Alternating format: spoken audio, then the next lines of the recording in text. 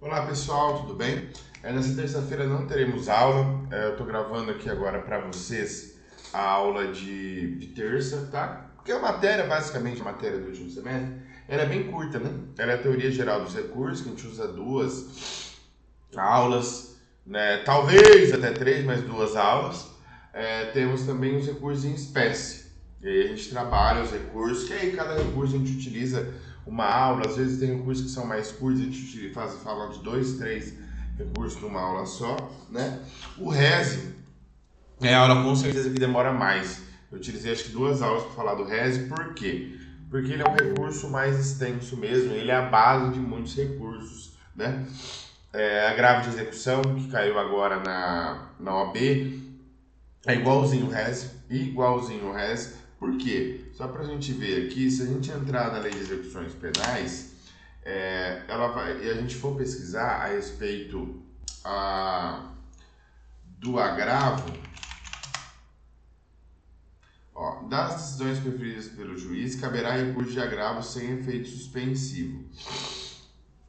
Ele não existe um procedimento específico para os recursos relativos à execução penal. Como assim execução penal, professor? Eu tenho um caminho, né, do crime. No processo penal que a gente estudou no semestre passado, retrasado acho que foi, a gente estudou inquérito policial, a gente estudou ação penal, a gente estudou audiência de instrução, a gente estudou todo o caminho do processo. Certo? Certo. Lá no segundo semestre, vocês tiveram direito penal penas, que aí a gente estudou a execução penal. A execução penal não foi comigo, né? Vocês tiveram. Hoje eu dou pros acadêmicos. A gente fala sobre dosimetria, a gente fala sobre RDD, o que é o regime disciplinar diferenciado, que é a solitária lá na PED, nesses outros locais. A gente fala sobre progressão de regime, a gente fala sobre, enfim, todas essas questões relativas a penas. Eu tenho o caminho do processo que a gente estudou no semestre passado, inquérito policial, a petição inicial, que é a denúncia, ação pública condicionada, incondicionada, estudou tudo isso no caminho do processo. Quando eu chego na sentença e a sentença transita em julgado, por exemplo, porque ela pode não transitar? Pode, professor. Ela pode ter um recurso, que é o que a gente está estudando. O cara pode não concordar e entrar uma apelação, por exemplo, sem problema. Quando a sentença transitar em julgado, o sujeito vai iniciar o cumprimento de pena. E no cumprimento de pena eu tenho muitas discussões também. Às vezes, o sujeito já faz jus à progressão de regime e o juiz acha que não, ou o MP não concorda. Existe muita divergência na execução penal do MP com a advocacia. Raras as vezes, aliás, o MP vai contra, vai a favor do que o advogado pede. 99% é contra, tá?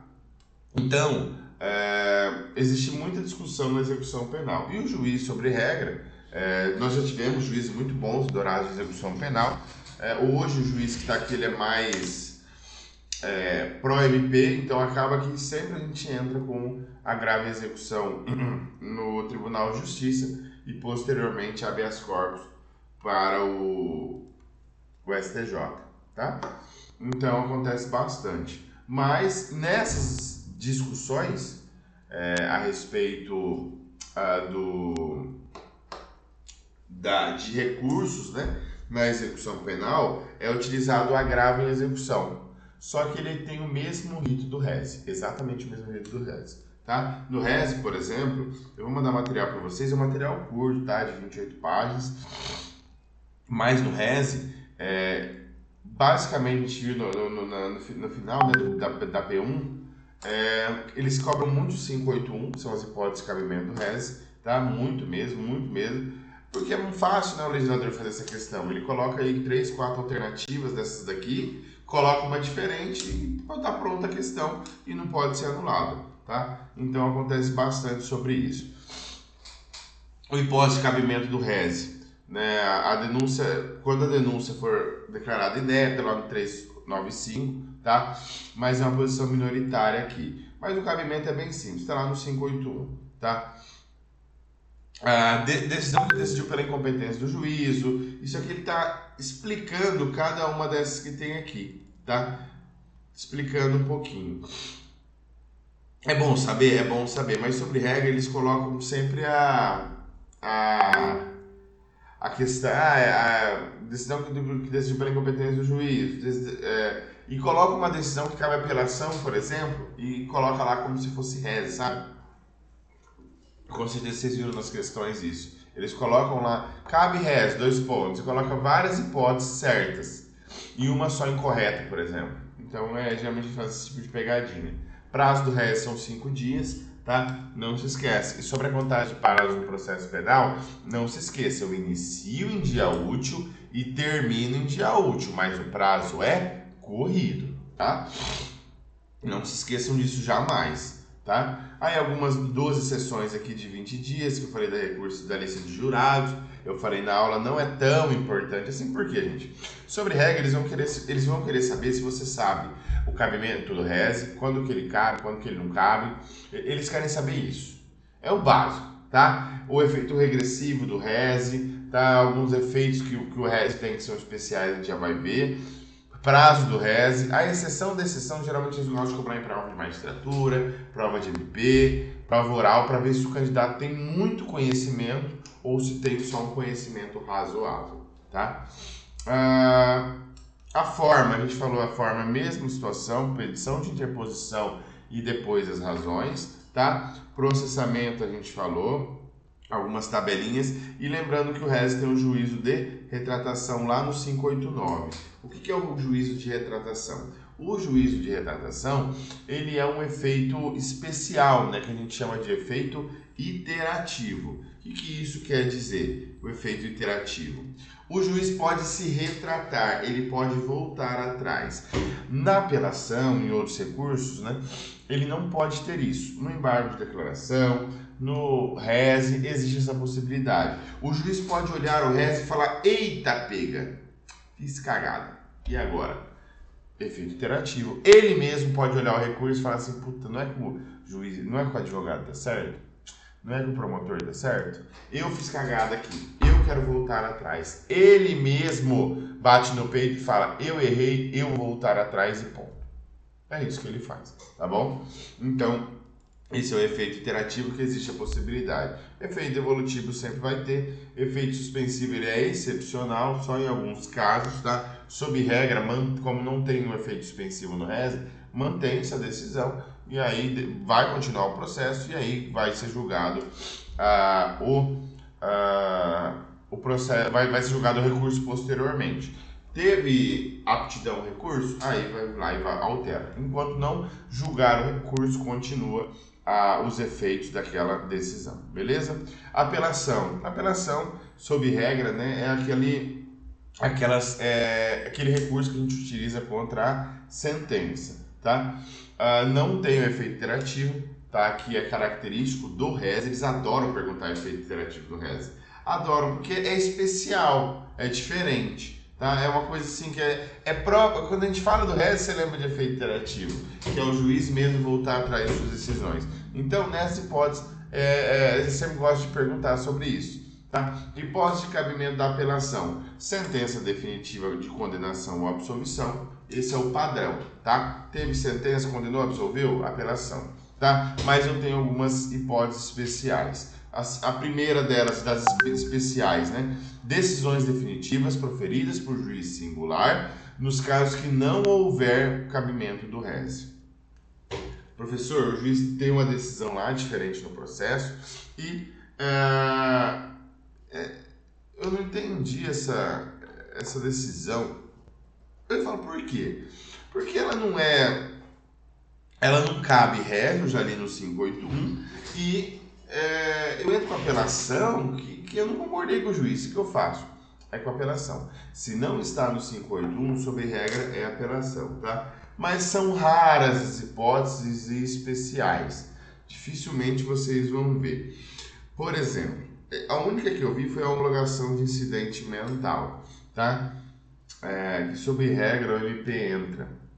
Quando a pessoa ela vocês estudaram isso lá atrás, a questão de culpabilidade. A gente vai ver até quinta-feira agora com o segundo semestre. Quando nós falamos de culpabilidade, nós falamos que algumas pessoas, eu tenho fato típico, ilícito e antijurídico. Fato típico, formal e material, que é onde entra o princípio da bagatela, por exemplo. Lembra? Ilícito, legítima defesa, estado de necessidade, tá? São as antijuridicidades ou ilicitudes, tá? Legítima defesa, estado de necessidade, tudo ali. Isso é cumprimento de dever legal, tem várias.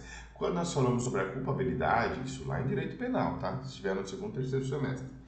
Quando nós entramos na culpabilidade, nós falamos sobre a doente mental, né? O termo hoje é criticado, vamos dizer assim, que não é mais correto falar doente mental, mas por enquanto o código ainda está doente mental. E o menor de idade, tá? Temos outros também exculpantes lá, mas sobre regra são esses dois. Quando eu falo do doente mental, ele pratica um fato típico, pode ser antijurídico ou não. Se ele agiu em legítima defesa, beleza, eu não vou chegar na culpabilidade, mas pode ser que ele não agiu em legítima defesa. E eu vou falar sobre culpabilidade.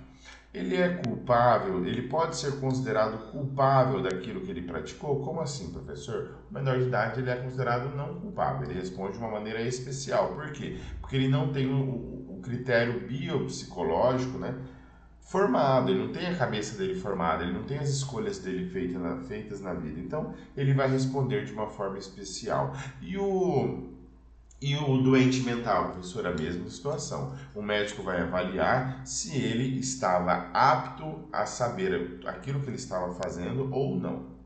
Se ele estava ciente dos atos que ele estava praticando e da tipicidade e ilicitude que ele estava praticando aquele ato. Ponto. Se o médico analisar ele, fazer todos os testes e concluir que ao tempo da ação ou omissão ele era capaz de entender todos os atos, ele vai responder normalmente. Agora, pode ser que o médico fale assim, olha, ele era inimputável para todos esses atos.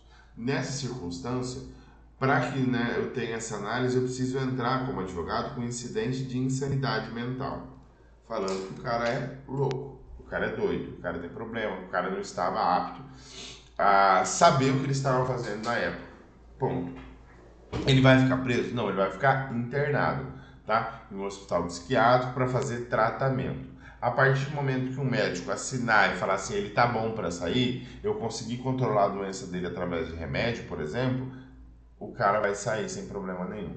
Por quê? Porque em tese ele não estava são no momento em que ele praticou o crime. E agora ele está através do uso de medicações. Beleza? Beleza. Tem alguns prazos especiais, é de 1 a 3 anos que o médico pode fazer, o juiz decreta essa reavaliação, tá? Então, voltando na parte recursal, voltando desse adendo que a gente fez, na hipótese de homologação desse incidente de insanidade mental, existe a possibilidade de apelação, porque não consta lá do RES. Tá? Das decisões do Tribunal do Júri também, de nulidade posterior à pronúncia. Como assim, professor? Nulidade ou no caminho do plenário do júri ou do próprio plenário do júri. Tá? Se existir alguma nulidade ali, em especial no plenário do júri, vai caber a apelação para o Tribunal de Justiça. Além de outras hipóteses, né, de apelação para o Tribunal do Júri, se os jurados julgarem manifestamente contrária à prova dos autos, tá? Se os jurados condenarem o sujeito e o juiz absolver, a sentença for diferente da decisão, tá? Isso tudo tá no CPP. Acho que é no 593, tá por ali, tá? As apelações do Tribunal do Júri, elas são, a gente falou em sala de aula, tá? Elas são especiais. Tá? Nas decisões de Tribunal do Júri, eu tenho que informar em qual inciso que eu estou apelando. Pode ser no A, no B, no C ou no D. Por exemplo, ocorrer nulidade posterior à pronúncia. For a sentença do juiz-presidente contrária à lei expressa decisão dos jurados, houver erro ou injustiça no tocante à aplicação da pena de segurança, for a decisão dos jurados manifestamente contrária à prova dos autos. Quando eu faço a minha apelação no tribunal do júri, eu tenho que afirmar em qual inciso eu estou recorrendo. Beleza? Beleza. Temos algumas decisões, procedimento, mesma coisa, tá? Forma também, interposição e razões, beleza? Sobre regra é isso. Os efeitos, ele não tem um efeito iterativo, tá? Efeito suspensivo sobre regra não tem, tá? Enfim, e aí nós temos aqui a apelação. Isso aqui eu falei para vocês, essa tabela, eu não passei a tabela para vocês, mas a gente falou em sala de aula isso. Não vou entrar tanto nesse mérito, a gente fica meia hora aqui falando, né, a respeito dos erros, né, se eu posso dizer assim, que o STF teve durante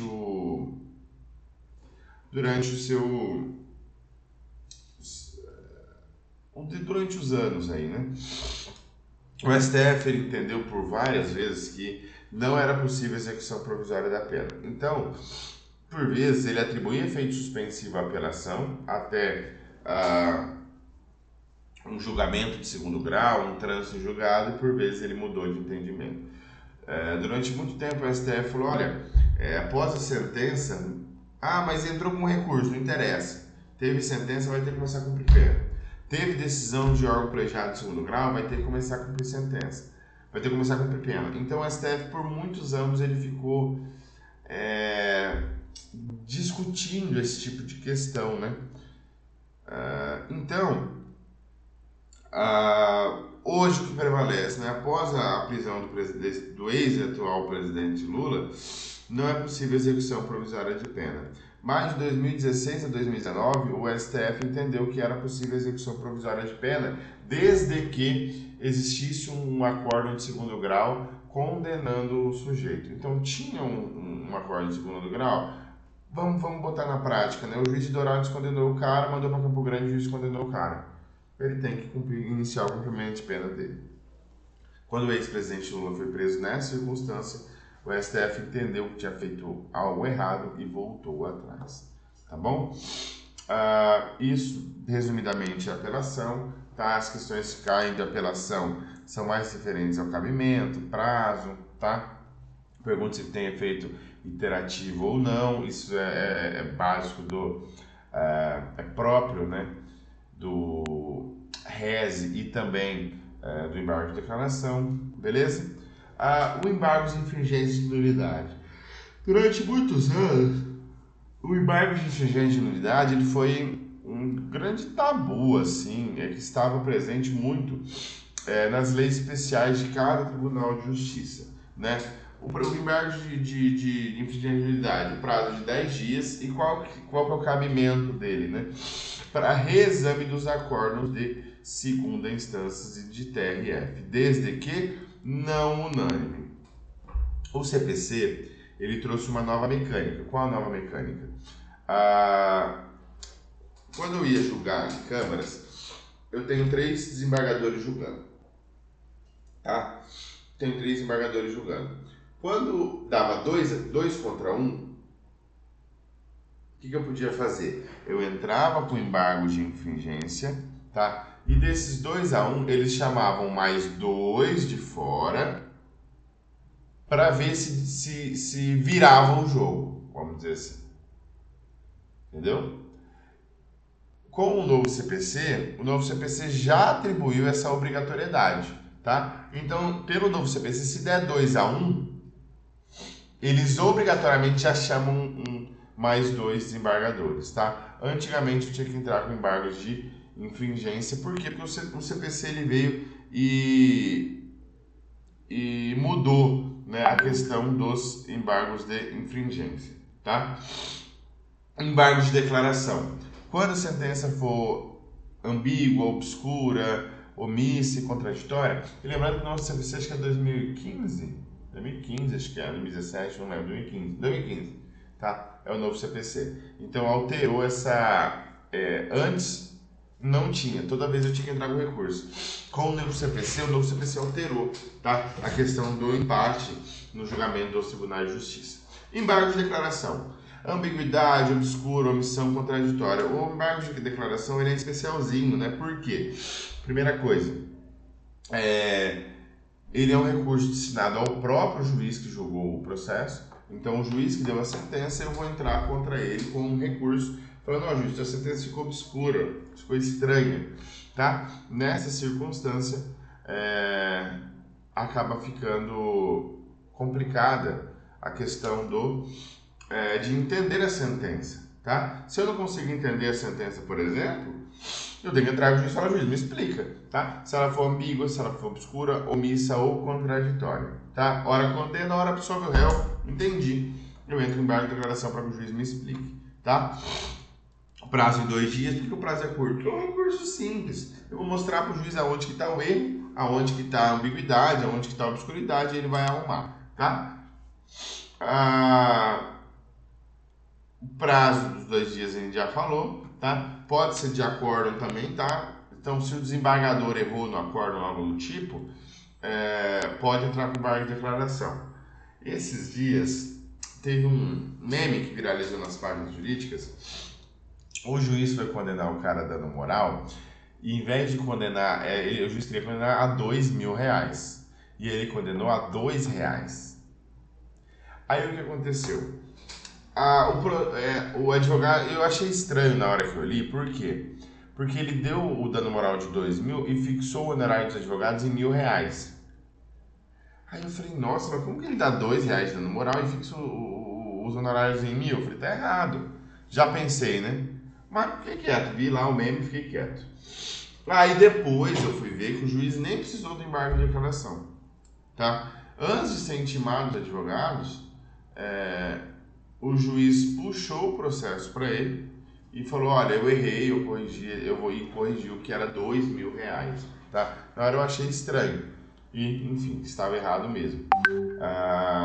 Bem, a forma é especial o embargo de declaração, por quê? Porque ele não tem petição de interposição e razões. Você vai entrar para o mesmo juiz. Você não precisa da petição de interposição para ele. Numa apelação, eu entro com a petição de interposição porque eu preciso informar o juiz de primeiro grau que eu estou entrando com recurso de sentença dele. Eu estou falando, ó, juiz, eu estou entrando contra a tua sentença, tá? Só estou te informando isso, amigão. Isso é interposição. Eu peço para o juiz dar prosseguimento ao recurso e falo, ó, juiz, eu estou entrando contra você, cara. Eu não concordei com você. Ponto. Eu só estou cientificando ele que eu estou entrando contra um recurso da decisão dele. No embargo de declaração, eu não tenho isso, porque é o mesmo juiz que vai julgar. Então eu entro com o embargo de declaração para o mesmo juiz, endereçado para ele, e aí, obviamente, as razões também serão para eles. Não serão para o tribunal que vai julgar, porque é ele mesmo que vai julgar. Beleza? Beleza. Os embargos declaratórios com efeitos infringentes, a gente falou em sala de aula, assim, algo muito específico de tribunais de superiores, né? De uma posição, de você entrar com os efeitos infringentes, mas são algo muito especial, de recurso especial, extraordinário, que a gente já fala. Agravo em execução. O agravo em execução, como a gente falou, é o mesmo rito do RES, tá? Exatamente o mesmo rito do RES do 581, mas ele é da lei de execuções penais. Então, como ele fala que das decisões proferidas para juiz caberá recurso de agravo sem efeito suspensivo, existe o RES, tá? Existe o RES aqui, só que como nome de agravo em execução. E, aliás, caiu na última OAB, o recurso de agravo de execução. É um recurso que eles não cobram muito sobre regra, mas a OAB é o seguinte, eles colocam uma apelação, uma alegação final, apelação, uma alegação final. Aí, a cada 4 provas, eles colocam uma outra peça meio nada a ver, para pegar o pessoal de surpresa. Mas penal é a apelação, a alegação final, apelação, a alegação final. E, de vez em quando, eles cobram algo diferente, tá?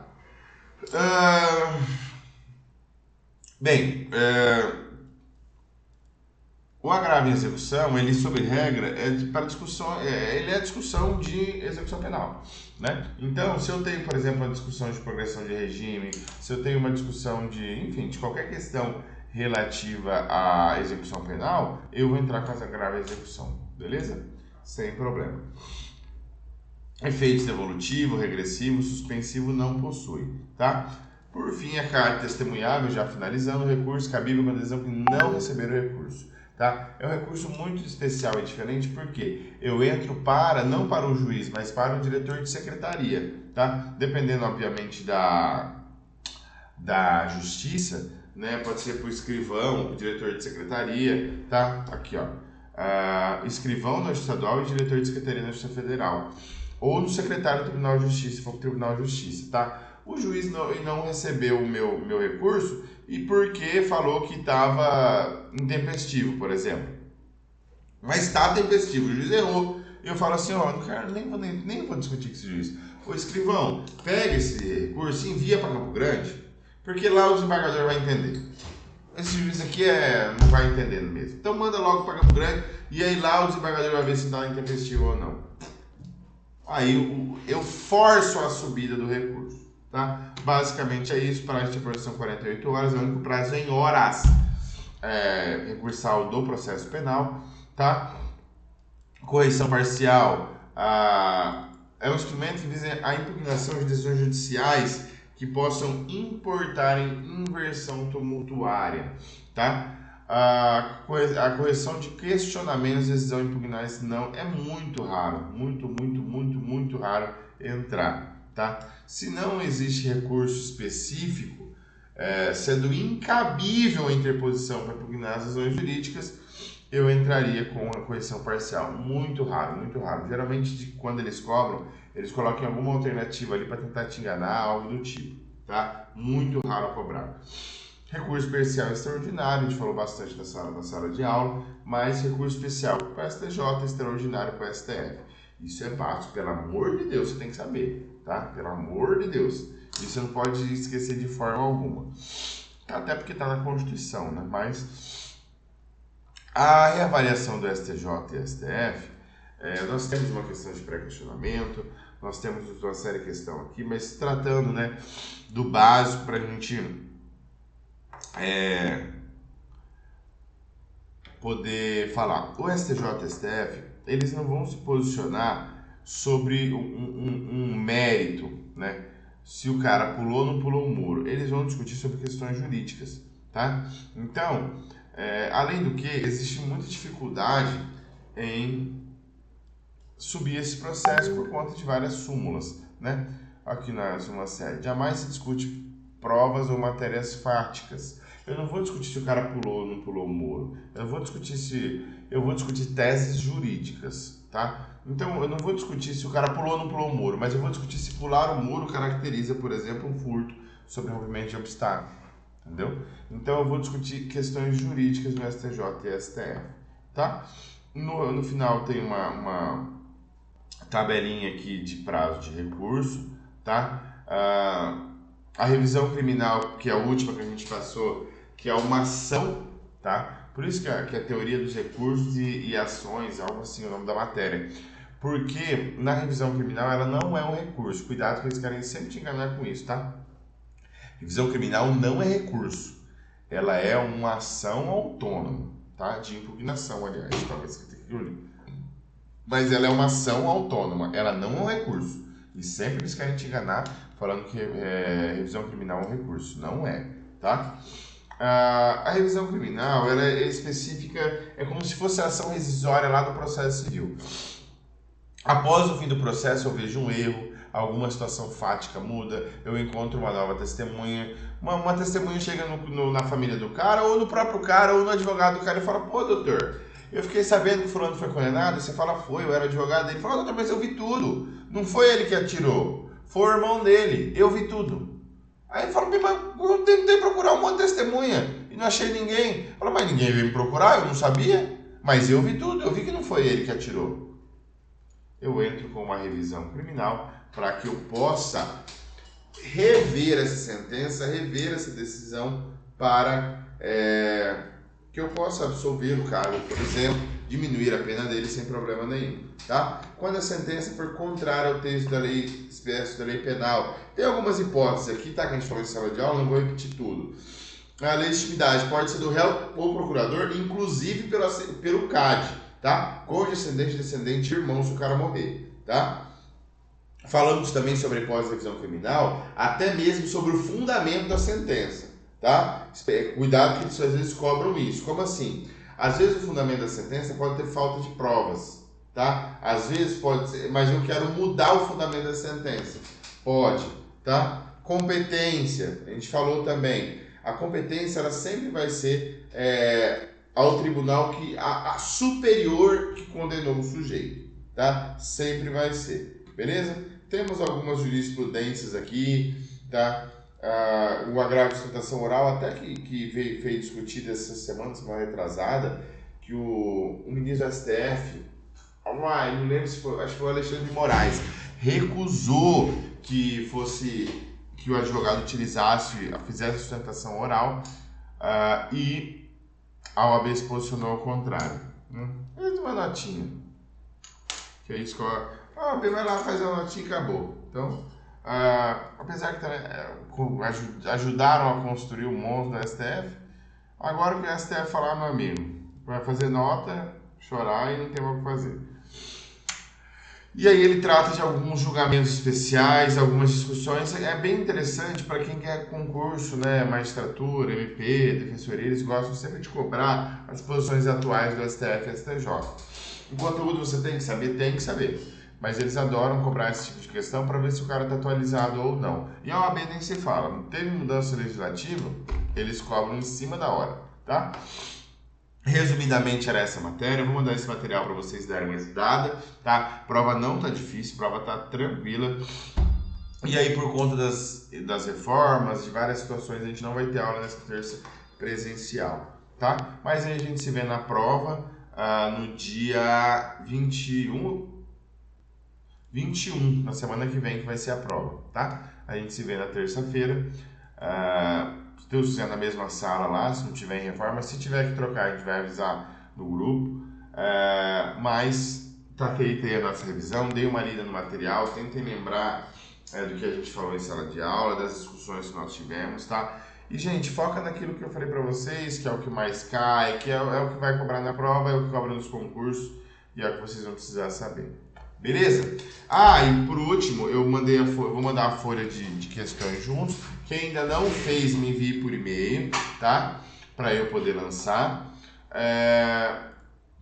Eu ainda não vou dar o gabarito porque acho que umas 2 pessoas só mandaram para mim, tá? Então, assim que a maioria mandar, aí eu já mando o gabarito para vocês.